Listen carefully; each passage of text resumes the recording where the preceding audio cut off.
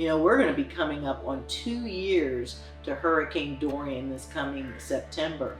And the emotions, the tears are still there. We've gone on, we laugh, as I said, we have our jokes, but when you really come down and start talking about Hurricane Dorian again, it's just raw. It's been 2 years since Hurricane Dorian hit, and still, the monster storm has its claws in the island.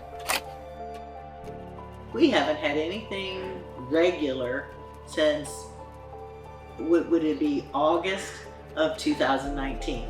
We ended up, after Dorian, having high school students with us as well in the temporary situations that we were in, which was both in a church right after the storm that we tried to get open by the beginning of October, just so that the children would have somewhere away from everything that was going on.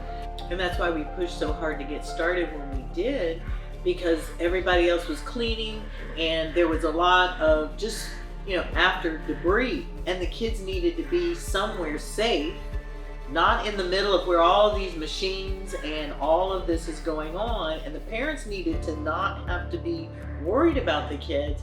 And yes, it was very inconvenient, but we're very thankful for all of the donations, because without the donations, we had nothing to start with, but we at least had crayons and paper and things so that we could then sort of hover around the kids to protect them.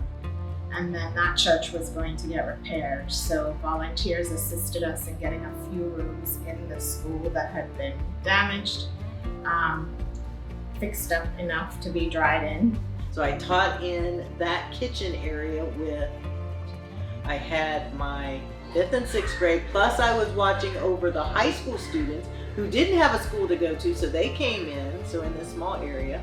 It was difficult. Some of them had to go out in the storm to get to other safer places and hold on to grandparents and see fear in their family members that they had never seen before.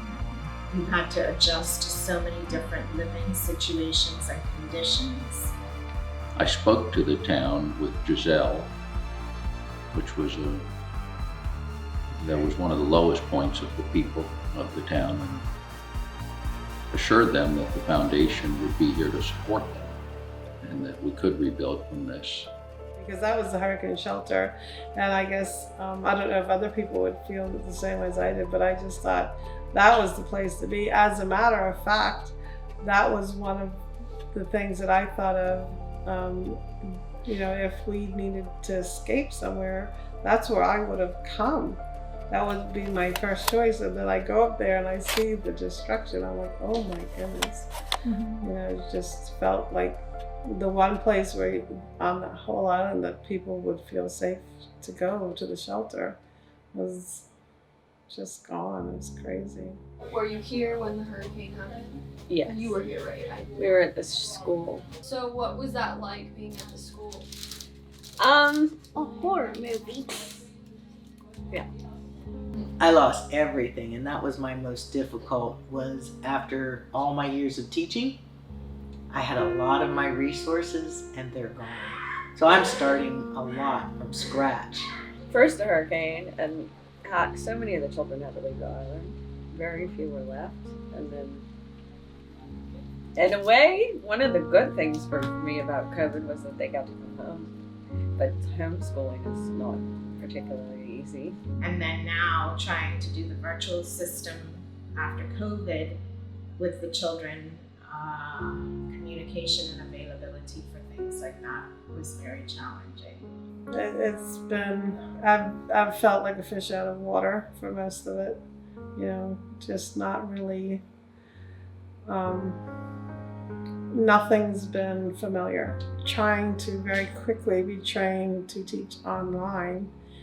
That was something that I had never done before. Green Turtle is feeling the love that the people feel when they're on the island, and showing footage and reaching out to contacts.